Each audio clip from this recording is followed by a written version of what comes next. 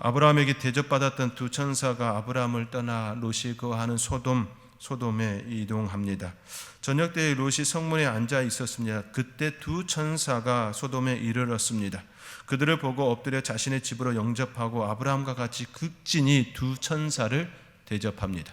이 모습을 통해서 롯도 아브라함과 함께 있을 때에 신앙을 잘 전수받았다라는 것을 또 생각해 볼 수 있습니다. 그리고 손님들에 대하여 어떻게 대해야 될지 아브라함을 통하여서 롯이 배웠구나라는 것을 우리가 짐작해 볼 수 있지요. 롯의 신앙이 어떤지에 대해서 설명된 바가 없습니다. 서쪽 가면 동쪽으로, 동쪽 가면 서쪽으로 가겠다, 이렇게 그런 부분에 대하여서 우리가 접근되어질 때에 아브라함에게 먼저 양보하지 않은 그를 보면서 믿음이 없는, 그렇게 접근할 수 있지만, 그 부분에서는 그렇게 접근할 수 있지만, 그럼에도 불구하고 아브라함에게 배웠던, 전수되었던, 훈련되어졌던 그 모습이 롯에게 여전히 남아있다라는 것을 우리는 생각해 볼 수 있습니다. 그래서 누구와 함께 지내느냐가 매우 중요한 것이지요. 누구와 함께 신앙생활하느냐, 누구와 함께 삶을 살아가느냐는 우리의 삶에 지대한 영향을 끼치는 것을 우리는 이것을 통해서 또 알 수가 있습니다. 두 천사가 롯의 집에 들어갔다는 소식이 이제 소돔에 퍼지지요. 그 당시 소돔이라고 하는 땅이 아주 큰 것은 아니었기 때문에 금방 소식이 퍼졌던 것입니다. 이에 소돔 사람들이 롯의 집에 찾아와서 그들을 내어달라고 간청합니다. 그와 상관하겠다라고 하는 그런 내용이 나오지요. 여기서 상관하겠다라고 하는 것은 성적 충동을 이야기합니다. 그러니까 결국 이들이 남성이었고 찾아온 이들도 남성이었기 때문에 우리가 그때도 이미 얼마나 성적으로 문란했음을 또 엿볼 수 있는 장면이기도 합니다. 그러나 롯은 거절합니다. 소돔 사람들은 거름인 주제에 법관 노릇을 한다고 야단을 치면서 그들을 또 공격하지요. 롯을 공격합니다. 전에는 이제 내어달라, 그들을 내어달라라고 하는 포커스가 그들에게 있었지만 이제는 롯에게 공격을 하고 있는 것이지요. 이 광경을 보고 있던 두 천사가 롯을 잡아 끌어들여서 집 안으로 안전하게 들이고 문을 잠가 버립니다. 격분한 소돔 사람들이 이제 야단이 일어난 것이지요. 소동이 더 크게 일어났습니다. 그러나 그들이 문을 찾지 못하는 것입니다. 오늘 제가 23절부터 29절까지 읽었지만 실은 오늘 본문의 설교 전체 내용은 19절부터 29절까지의 말씀입니다. 앞에서 보면 그들이 열심히 찾습니다. 문을 찾는데 문을 찾을 수가 없는 겁니다. 그 이유는 두 천사가 그들의 눈을 어둡게 해서 문을 찾느냐 헤매게 하였습니다. 하나님께서 이미 창세기의 이 말씀 속에서도 그들의 눈을 어둡게 하여서 볼 수 없게 하였지요. 나중에 이제 선지자 시대의 엘리사의 모습 속에서도 그들의 눈이 열리기도 하고 닫히기도 하여서 그 세계를 또 보여주지 않습니까? 하나님께서 눈을 열어주실 때 우리는 볼 수가 있습니다. 하나님께서 우리의 눈을 닫아버리면 우리는 볼 수가 없습니다. 그러므로 우리는 기도해야 합니다. 하나님의 세계를 우리가 보기를 원합니다. 열어주셔서 그 세계를 바라보며 밝은 길, 좁은 길이지만 그 길이 결코 낭떠러지의 그 위험이 아니라 오히려 하나님께서 함께하여 주시는 밝은 길임을 능히 보고 다닐 수 있는 저희들 되기를 원합니다 라고 기도해야 합니다. 하나님께서는 우리에게 그렇게 인도해 주실 줄 믿습니다. 지금 두 천사가 소돔 사람들의 모든 눈을 어둡게 해서 결국 문을 찾지 못하고 헤매는 그 모습이 계속적으로 등장하고 있지요. 소돔 사람들의 죄악이 얼마나 극에 달했는지 이 하나의 사건을 통해 우리는 쉽게 알 수 있습니다. 그 당시 그곳의 소돔 사람들은 매우 많은 인원이 아니었음을 이를 짐작할 수 있는 본문 구절이 있습니다. 4절의 말씀인데요. 4절에 우리 스크린을 통해서 잠깐 보시면 우리 함께 읽겠습니다. 그들이 눕기 전에 그 성 사람 곧 소돔 백성들의 노소를 막론하고 온군에서 다 모여 그 집을 에워싸고. 소돔에 있었던 사람들이 얼마 많지 않았다라는 것은 저녁 때에 두 천사가 들어왔고 그 들어왔다라는 소식이 퍼졌고 그 밤에 다 모였다라는 것을 볼 때에 노소를 막론하고 온군에서 다 모여 그 집에 에워쌌다라는 것을 볼 때에 그곳에 소돔 사람들이 많지 않았다라는 거 한 가지를 생각할 수 있을 뿐만 아니라 그 소돔 사람들이 다 죄악에 극에 달했다라는 것 또한 생각해 볼 수 있습니다. 그곳에 있는 많지 않은 그들의 모두가 죄악에 찌든 이들의 모습이었음을 이 하나의 사건을 통해서 우리는 생각할 수 있습니다. 결국 이들의 죄악으로 인하여 하나님께서는 멸하시기로 작정하시지요. 13절의 말씀에 이렇게 기록되어 있습니다. 그들에 대한 부르짖음이 여호와 앞에 크므로 여호와께서 이곳을 멸하시려고 우리를 보내셨나이다. 우리가 멸하리라. 두 천사가 롯에게 이야기하는 말씀입니다. 그들에 대한 부르짖음이 여호와 앞에 크므로 여호와께서 이곳을 멸하시려고 우리를 보내셨다라는 겁니다. 얼마나 그들의 죄악이 컸으면 하나님께서 두 천사를 보내서 멸하려 하실까를 생각해 볼 수 있는 것이죠. 그러나 이 하나의 사건만이라도 얼마나 그 땅이 죄악 가운데 있었는지 우리는 짐작할 수 있습니다. 결국 하나님께서는 그들의 죄악을 더 이상 묵과할 수 없어서, 묵인할 수 없어서 두 천사를 보냈고 결국 그 땅은 멸하게 되었습니다. 롯의 가족은 두 천사에 의해 반강제적으로 집을 나와 도피하게 되어지지요. 그때 롯이 요청하지요. 저 작은 곳 그쪽에 가고 하게 해달라 요청해서 결국에는 소알로 피신하게 됩니다. 그러나 롯의 가족이 모두 나온 건 아니었습니다. 딸들과 결혼할 사이들은 나오지 않았습니다. 그들은 롯의 말을 믿지 않았기 때문입니다. 롯의 말에 대하여 농담으로 여겼더라라고 나옵니다. 우리 14절의 말씀 우리 함께 읽겠습니다. 롯이 나가서 그 딸들과 결혼할 사이들에게 말하여 이르기를 여호와께서 이 성을 멸하실 터이니 너희는 일어나 이곳에서 떠나라 하되 그의 사이들은 농담으로 여겼더라. 농담으로 여겼더라라고 나옵니다. 롯의 말을 농담으로 들었던 예비사이들은 결국 소돔이 멸망할 때에 함께 멸망했습니다. 나오지 못했기 때문에 결국 그곳에 멸망한 것이지요. 듣는 귀가 복이 있어야 합니다. 들어도 순종하지 않으면 결국 들음은 아무런 의미가 없습니다. 복음이 들려지지요.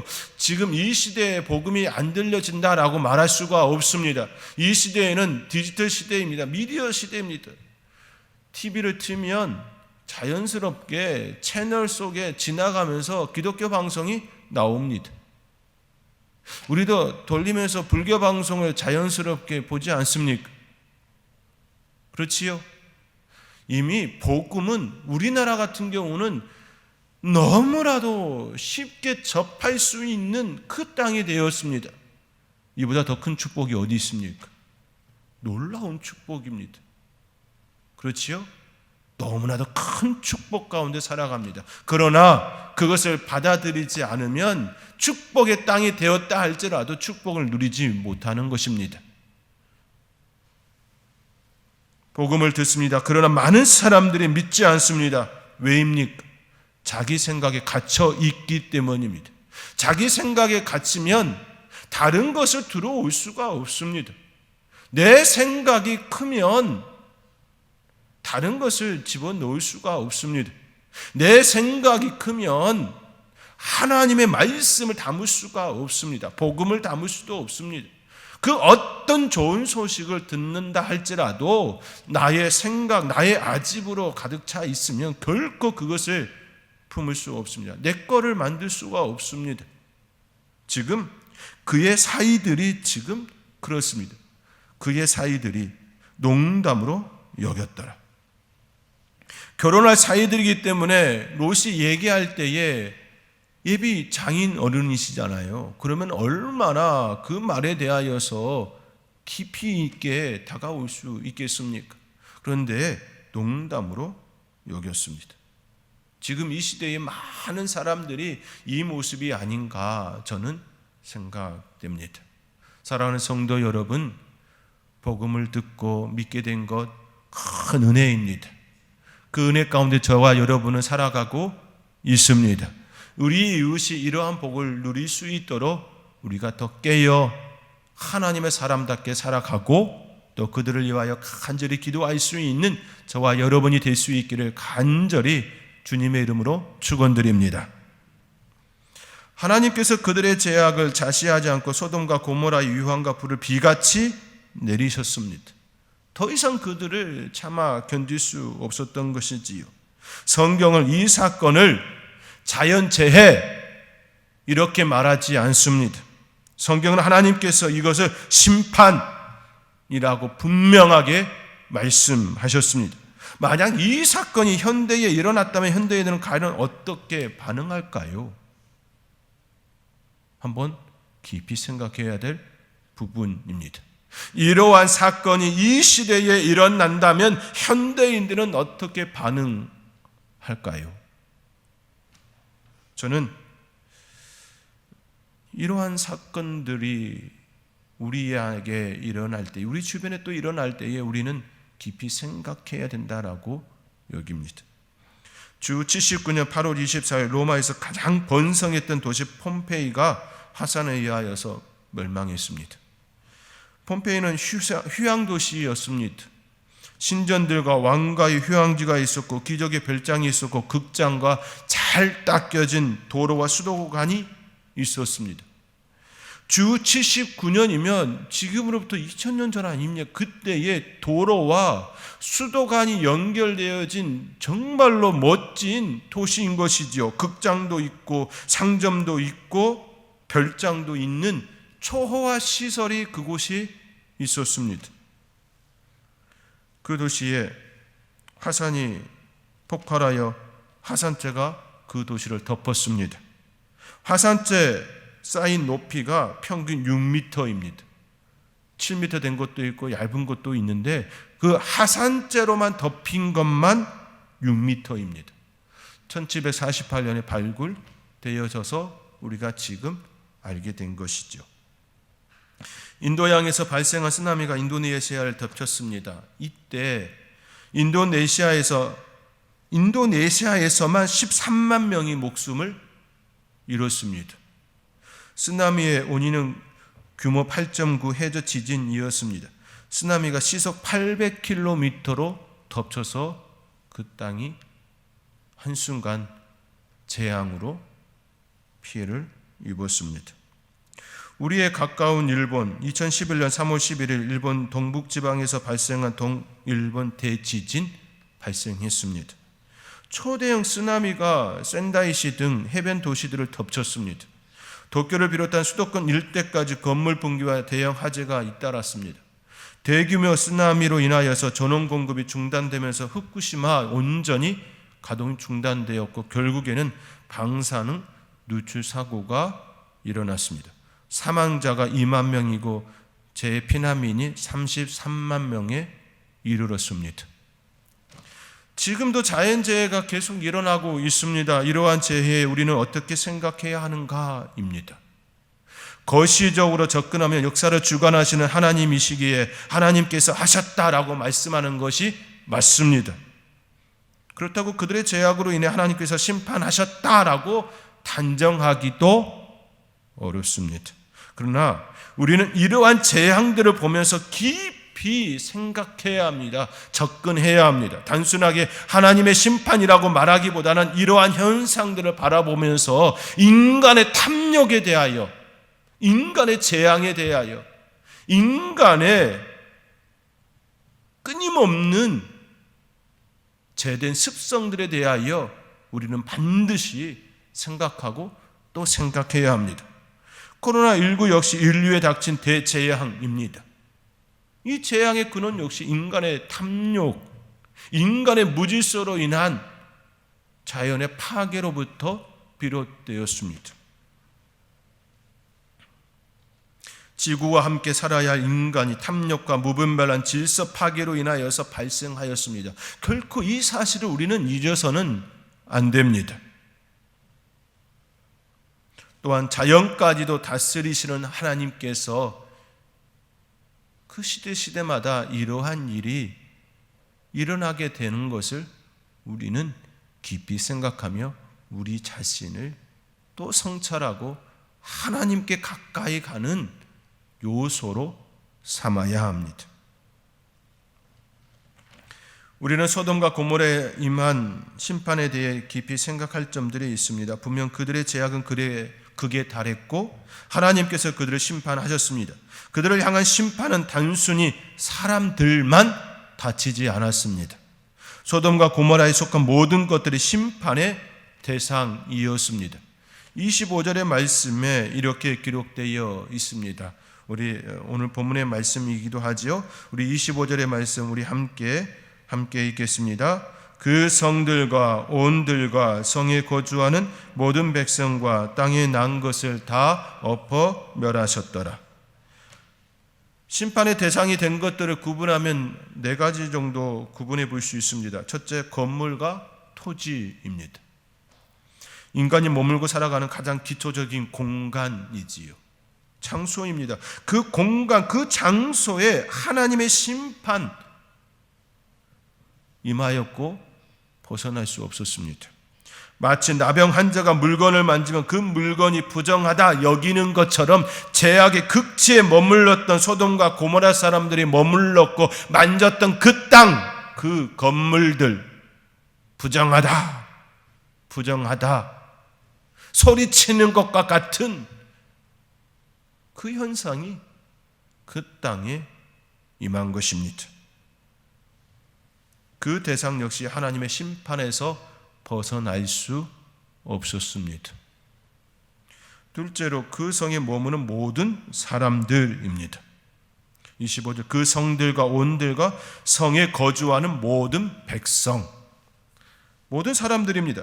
심판의 직접적 대상이었던 인간이 심판에서 벗어날 수 없는 것이지요.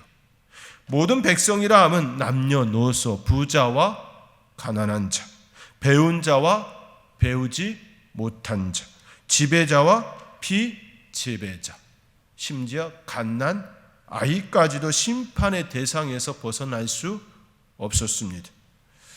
우리는 종종 인간을 착하다 이 틀에 놓고 심판의 대상이 되는 것을 어린아이부터 갓난아이부터 우리가 심판의 대상이 되는 것을 억울해하는 경향들이 종종 우리 안에 있습니다. 저 사람은 참 착하게 살았는데 라고 하면서 이야기를 합니다. 그런데요, 그 틀이요 바람직하지 않습니다. 성경적이지 않습니다. 죄는 작은 것이라 할지라도, 손톱만큼 만한 죄라 할지라도 죄는 죄입니다. 죄는 사망입니다. 죄의 삭은 사망입니다. 여기서 벗어날 수 있는 건 어느 것도 없습니다. 착하다고 말하는 것 역시 상대적인 평가일 뿐입니다. 우리 무리 중에서 저 사람이 착해, 이 개념인 것이지요. 하나님 앞에서, 절대적인 우리 하나님 앞에서 모든 인간은 다 도낀 객긴 죄인입니다. 이에서 벗어날 수 있는 그 어떤 사람도 없습니다. 다 자기 죄 때문에 망하는 것입니다. 누구의 죄 때문이 아니라 나의 죄 때문에 우리는 멸망의 대상입니다. 나의 죄 때문에 심판의 대상입니다. 심판의 대상인 우리를 예수 그리스도의 보혈로 우리를 구원해 주셨습니다. 그러니 우리는 은혜입니다. 감사합니다. 그렇게 고백하는 것 아니겠습니까? 예수님을 우리에게 보내주셔서 예수님으로 인하여 오늘도 살았습니다. 은혜 가운데 머물렀습니다 라고 고백할 수 있는 것 아닙니까? 우리 안에 선한 것이 있습니까? 우리의 마음에 선한 것이 있습니까? 선하게 살려고 하나님 내게 은혜를 더하여 주시옵소서라고 고백하는 것이지요. 내 안에 진정으로 선한 것이 있던가요?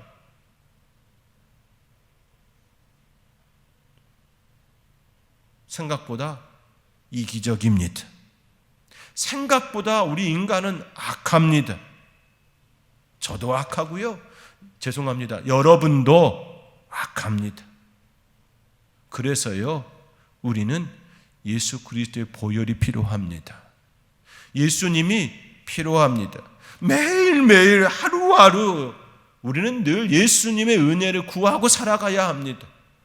이것이 이 땅에 살아가는 모든 사람들이 행해야 될 간구이고 삶의 바른 자세입니다. 소돔과 고모라에 대해 하나님께서 심판하심을 다른 시각으로 볼 필요가 있습니다. 그들은 분명 죄가 극에 달하여 심판의 대상이 되었지만 그렇다고 다른 이들이 더 의롭다라고 말할 수가 없습니다. 예수님께서도 분명히 말씀하셨지요. 누가복음 10장 12절에 내가 너희에게 말하노니 그 날에 소돔이 그 동네보다 견디기 쉬우리라. 복음을 듣고서 회개치 않는 이들에 대한 예수님의 말씀이 바로 이 말씀이셨습니다. 제자들을 통하여 하나님의 말씀 복음을 증거하는 동네에 갔을 때 그들이 듣지 않으면 그 동네가 소돔이 그 동네보다 견디기 쉬우리라라고 말씀하셨습니다. 이 시대에도 인간의 죄가 없어서 심판을 받지 않는 것이 아니라 하나님께서 기회를 주고 계시는 겁니다. 기회는 시간이 지나면 다 사라집니다. 기회는 내게 왔을 때 입는 겁니다. 기회는 하나님께서 내게 주실 때에 그때 누리는 것입니다. 사랑하는 성도 여러분, 그 은혜를 늘 사모하며 예수 그리스도의 사랑, 그 보혈을 늘 마음에 품고 그 은혜로 살아갑니다 라고 고백하는 저와 여러분이 될 수 있기를 주님의 이름으로 축원드립니다. 셋째로 땅에 난 것, 즉 풀과 나무와 같은 식물들이 다 해당됩니다. 먹을 것을 제공하는 땅의 소산물을 심판의 대상이 되었습니다. 앞서 말한 건물과 토지와 같은 개념이지요. 이 땅에 존재하는 모든 것들은 유기적으로 다 엮여 있습니다. 어느 것 하나 떨어뜨려서 생각할 수가 없습니다. 인간의 죄는 공간과 시간 속에서 영향을 끼칩니다. 그 영향은 다시 인간에게 돌아오지요. 순환이 발생합니다. 그러므로 악순환이 아닌 선순환이 될 수 있도록 우리는 하나님께서 말씀하신 대로 살아야 합니다. 그것이 무엇입니까? 예수님께서 분명히 우리에게 말씀하시지요. 첫째는 하나님 사랑이고 둘째는 이웃 사랑이다 라고 말씀해 주셨습니다. 사랑하며 사는 것. 내가 너희에게 새 계명을 주노니 서로 사랑하라. 사랑하면서 파괴를 친구 삼는다면 어찌 사랑한다 말할 수 있겠습니까? 사랑한다 말하면서 아끼지 아니하고 돌보지 아니하고 파괴하고 있다면 과연 사랑하는 모습이 맞다라고 이야기할 수 있겠습니까? 결코 그럴 수가 없습니다. 마지막으로 소돔을 벗어났지만 뒤돌아본 롯의 아내, 분명히 소돔을 벗어났습니다. 그렇지요. 소돔을 벗어났습니다. 은혜를 입었습니다. 두 천사로부터 반강제적으로 그 땅을 벗어났습니다. 은혜를 입었습니다. 그러나 여전히 버리지 못한 미련, 이런 걸 보고 미련함이라고 표현하는 건가요? 미련 때문에 심판의 대상이 되어버렸습니다. 뒤돌아보았기 때문에 그는 결국 심판에서 벗어나지 못한 것이지요. 우리는 깊이 생각해야 합니다. 밭을 가는 사람은 뒤돌아보아서는 안 됩니다. 쟁기를 잡고 뒤돌아보면 바르게 갈 수가 없습니다. 천성을 향해 가는 이들은 앞을 향하여 한 걸음 매일매일 주님만을 바라보며 사는 것, 이것이 아름다운 삶의 걸음입니다. 사랑하는 성도 여러분, 주님께 마음을 두고 한 걸음씩 내디딜 수 있는 저와 여러분의 삶이 되어지기를 주님의 이름으로 권면드립니다. 마지막으로 생각할 것은 오늘 본문의 제목인 아브라함을 생각하사입니다. 소돔과 고모라의 심판 이야기는 두 천사가 아브라함에게 찾아오는 것으로부터 시작되었습니다. 두 천사를 극진히 대접한 아브라함에게 두 천사는 소돔과 고모라에 대한 심판을 말씀하지요. 그때 아브라함은 6번이나 강구하였습니다. 의인 50명이 있으면, 의인 45명이 있으면, 의인 30명이 있으면, 의인 20명이 있으면, 의인 10명이 있으면 이것처럼 인원을 줄여가면서 그 땅을 구원하여 줄 것을 간절히 중보했습니다. 그러나 언뜻 보면 그의 중보는, 그의 강구는 성취되지 않은 것처럼 보입니다. 왜냐하면 소돔과 고모라는 멸망당했기 때문입니다. 그런데 그 실상을 보면 전혀 다른 전개가 그 안에 있었음을 볼 수 있습니다. 29절 하반절에서 이렇게 말씀하시지요. 아브라함을 생각하사, 하나님이 아브라함을 생각하사 롯을 그 엎으시는 중에서 내보내셨더라. 실상은 하나님께서 그들을 구원해 주셨습니다. 하나님께서 아브라함을 생각하셨고 그의 강구를, 그의 조카 롯의 가족을 살려주셨다라는 말씀으로 29절 하반절에 그렇게 소돔과 고모라 심판 이야기를 끝을 맺습니다.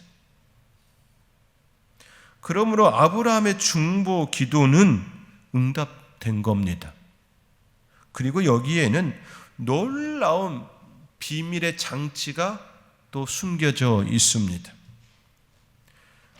서두에 두 천사가 소돔에 도착했다, 또 롯이 그들을 맞이하였다라는 말씀을 드렸습니다. 두 천사가 소돔에 도착하였을 때 저녁이었습니다. 앞서 설명한 것처럼 롯이 성문에 앉아 있었습니다. 이에 대해 성경은 19장 1절에 이렇게 증언합니다. 우리 함께 19장 1절의 말씀 스크린 통하여 함께 읽겠습니다. 저녁 때에 그 두 천사가 소돔에 이르니 마침 롯이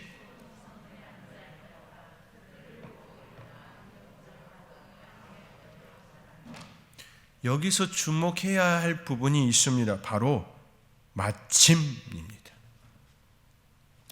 두 천사가 저녁 때에 소돔에 이르렀습니다. 그런데 롯이 다른 일이 있어서 거기에 있지 않았을 수도 있었습니다. 그런데 성경은 어떻게 말씀하고 있냐면 저녁 때에 두 천사가 소돔에 이르니 마침 하나님께서 두 천사를 그들에게 보내실 때 하나님께서 롯의 마음을 움직여서 마침 그곳에 앉아 있게끔 하셨다입니다. 하나님께서 롯을 그 자리에 앉게 하시고 두 천사가 저녁 때에 그곳에 이르러 마침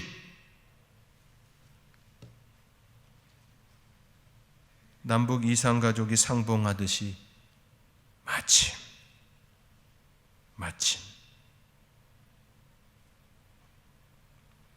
롯의 발걸음을 그 시간 그때 그 절묘한 그 타이밍에 마침 있게 하셨습니다.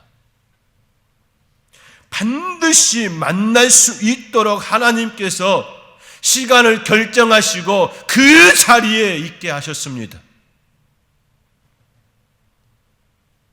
노시 있는 그 시간에 두 천사가 방문했습니다. 은혜는 나에게 다가온 것입니다. 내가 찾아간 것이 아니라 은혜가 나에게 덮친 겁니다. 예수 그리스도의 보혈이 나에게 덮친 겁니다. 마침 그 자리에 있게 하셨고 하나님께서 그 은혜를 부어주셔서 그 은혜를 누릴 수 있는 저희들이 되게 하셨습니다. 이제 우리가 중보해야 할 때입니다. 우리가 중보해야 할 때입니다. 소돔과 고모라를 위하여서 아브라함이 6번이나 강구하였을 때 소돔과 고모라의 멸망으로 기도 응답이 안 된 줄 알았지만 하나님의 시각으로 보면 마침 우리의 중보가 우리의 자녀들에게 임하여지기를 간절히 소망합니다. 우리의 기도가 우리의 형제들에게 이루어지기를 간절히 소망합니다. 우리의 기도가 우리의 이웃에게 일어나기를 간절히 소망합니다. 이것이 우리의 기도인 줄 믿습니다. 이것이 우리 기도이어야 하는 줄 믿습니다. 하나님이 아브라함을 생각하사 하나님이 우리 성도님을 생각하사 마침 우리 성도님이 기도한 그에게 은혜가 임하였더라. 그 은혜를 누리시는 우리 성도님들의 기도를 받는 그들이 되어질 수 있기를 주님의 이름으로 축원드립니다. 기도하겠습니다. 사랑의 하나님, 마침 그 은혜가 우리에게 임하였고 또 은혜를 빚진 자로서 아브라함처럼 중보하기로 다짐하며 또 하나님께 은혜를 구합니다. 하나님, 저희들이 중보하며 나아갈 때에 우리의 기도를 들으시는 하나님께서 마침 그 은혜가 우리의 자녀들에게, 우리의 이웃에게, 우리의 형제에게, 우리의 기도 대상에 임하여지기를 간절히 소망합니다. 그 은혜를 허락하여 주시옵소서. 이번 연과 감사하고 예수님의 이름으로 기도하옵나이다. 아멘.